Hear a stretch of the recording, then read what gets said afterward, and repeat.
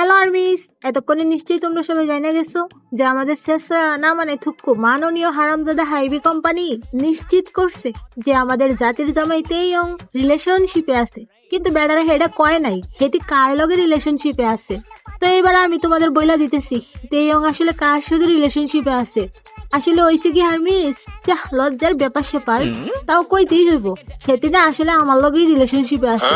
এখন তোমরা কান্নাকাটি থামাইয়া তাড়াতাড়ি পার্লারে যাও, সাজুগুজু কইরা আসো। এই মাসের 32 তারিখে আমাদের বিয়া, তোমরা সবাই চলে আসবা কেমন? তো মাননীয় হারামজাদা মির্জাফর হাইবি, এবার আপনার কিছু কই কেমন? শালার বেডা, কয়দিন পর পর নাটক শুরু করো, মামতাবাজি পাইছো?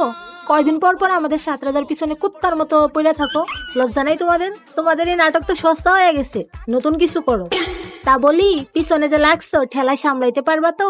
তোমরা যে ভুলবশত বুল ফ্যান্ডমের পিছনে লাগছো, এটা কি তোমরা বুঝতে পারতাছো না? আর্মিদের কলিজায় হাত দিতেছো তোমরা, এইবার তোমাদের কলিজা দেখানোর পালা। কিছুদিন পর পর তোমার নানার ঘরের নাতিরা আকাম করে, আর হে আকাম ডাকতে যাইয়া আমাদের 7 রাজার নামে অপবাদ দাও, তাই না মির্জাফরের দল? তবে কি জানো তো, এবার আর তোমাদেরকে ছাড় দেওয়া যাইব না।